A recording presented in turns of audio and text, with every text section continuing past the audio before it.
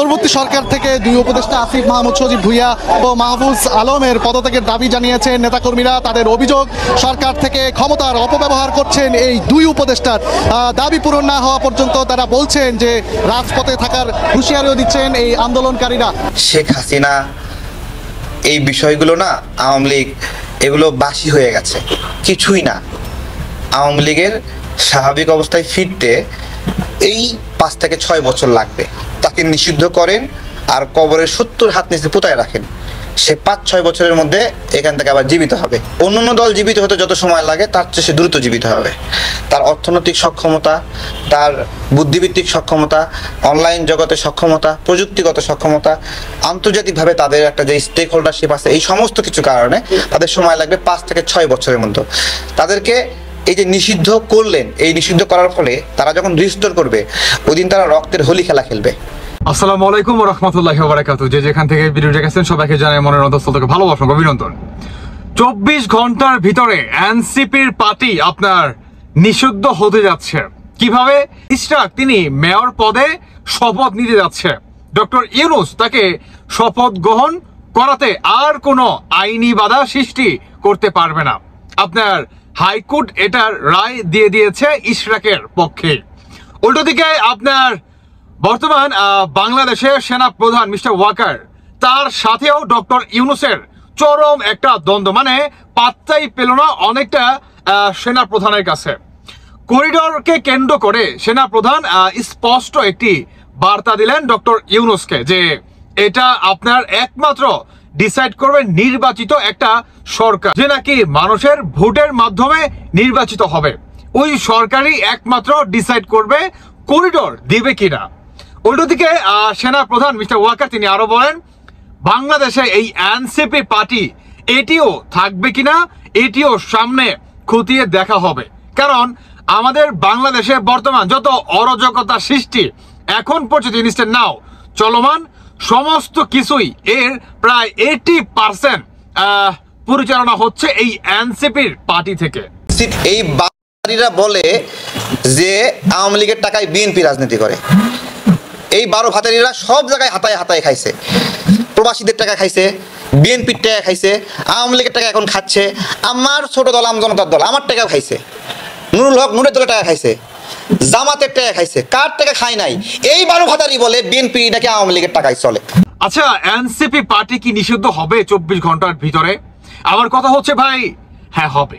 কেন হবে? কারণ ইশরাক আপনার ঢাকার মেয়র হয়ে গেলেন, আর দ্বিতীয়ত সেনা প্রধান মিস্টার ওয়াকার তার এতদিন যাবত আপনার কি বলে নীরবতা এক ক্যারেক্টার, কিন্তু এখন আর তার ওই নীরবতা ক্যারেক্টারটি নাই। তিনি সেখান থেকে ছুটে তার দেশের জন্য, জনগণের জন্য এবং স্বাধীনতার জন্য তিনি ছুটে আসছেন। এখন কথা হচ্ছে এই এনসিপির পার্টি আপনার কতদিন নাগাদ থাকতে পারবে। সবচেয়ে বড় কথা হচ্ছে বর্তমান আপনার এনসিপির পার্টির ভিতরেই তাদের নিজেদের ভিতরেই আপনার দ্বন্দ্ব মনে করেন শুরু হয়ে গেছে। প্রথমত পিনাকি, হান্নান মাসুদ, তারপর হচ্ছে আরো আদার্স অনেক মনে করেন সমন্বয়ক, এরা নিজেরাই নিজেদের বিরুদ্ধে এক একজনের নামে মুখোশ উন্মোচন করা শুরু করে দিচ্ছে। উল্টো দিকে আপনার বিএনপির মির্জা ফখরুল তিনিও এই এনসিপির পার্টিকে নিষিদ্ধ করার জন্য চরম একটি হুঁশিয়ারি দিলেন।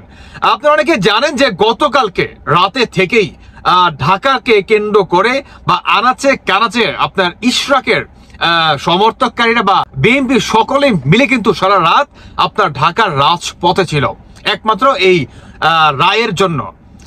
ইশরাকের এই রায়টাকে কেন্দ্র করে এটা কতটা যে বেনিফিট এনে দিছে আমাদের বাংলাদেশের গণতন্ত্রের জন্য আপনি কল্পনা করতে পারবেন না। বর্তমান এই সরকার বা অন্তর্বর্তীকালের সরকার এরা আপনার নির্বাচনকে পেছাতে যাচ্ছে, মানে তারা জুলাই আন্দোলনকে কেন্দ্র করে যেই জুলাই ঘোষণাপত্র তারা ঘোষণা দেওয়ার কথা আপনার আজকে হয়তোবা, ঠিক আছে, তো এটাকে কেন্দ্র করেই তারা নির্বাচনের যে কমিশনার আছে ওনাকেও তার পদ থেকে সরিয়ে দিবে।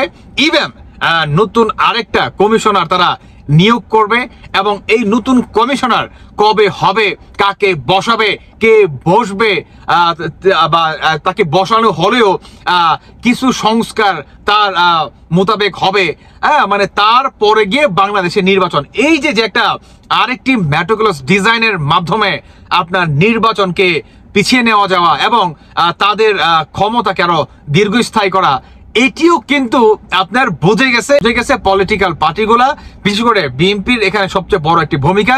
তারপরে হচ্ছে বিএনপির সাথে বর্তমান সেনা প্রধান মিস্টার ওয়াকারের কিন্তু সহমত।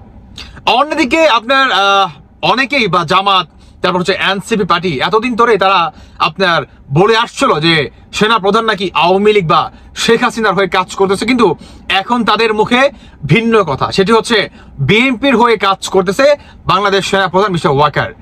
আসলে তিনি কার হয়ে কাজ করতেছে? আসলে ভাই তিনি বাংলাদেশের হয়ে কাজ করতেছে। তিনি বাংলাদেশকে ভালো রাখতে চায়, গণতন্ত্র বজায় রাখতে চায়, দেশের সার্বভৌমত্ব তিনি রক্ষা করতে চায়। তিনি কোনো নির্ধারিত গোষ্ঠীর হয়ে তিনি বর্তমানে কোনো কাজ করতেছে না। তো যে বা যারাই নাকি এগুলা মনে করতেছেন, সেটা হচ্ছে টোটালি আপনাদের একটা ভুল ধারণা। কেমন? তো বর্তমান আমাদের বাংলাদেশের আপনার এই এনসিপি পার্টি নিষিদ্ধ হতে যাচ্ছে। শুধু এটাই না, আপনারা দেখতে পারবেন যে কত দ্রুত এই এনসিপি পার্টি বাংলার মাটি থেকে নিষিদ্ধ ঘোষণা হয়, এটি আপনারা দেখতে পারবেন। এনিওয়ে দর্শক বন্ধুরা, ঘটনাটি আসলে খুবই চমৎকার, কারণ ইশরাক আপনার ঢাকার মেয়র পদে তিনি বসতে যাচ্ছে, উল্টো দিকে সেনা প্রধানও বর্তমান তার আসল ক্যারেক্টার আসলে ফিরে আসছে। এনসিপির ভিতরে পিনাকি, ইলিয়াস বা হান্নান মাসুদ বা সমন্বয়ক সার্জিস হাসান বা যে বা যারা আছে কালাপাড়া সহ সকলের মাঝেই আপনার একটা গ্যাঞ্জাম কিংবা তাদের কিন্তু শুরু হয়ে গেছে। তো আশা করি ভালো কিছু আমরা একটা দেখতে পারবো। দর্শক বন্ধুরা, আপনারা কি মনে করতেছেন সেটা আপনারা অবশ্যই আপনাদের ব্যক্তিগত মতামত জানিয়ে যাবেন। ধন্যবাদ সবাইকে। আল্লাহ হাফেজ, আসসালামু আলাইকুম।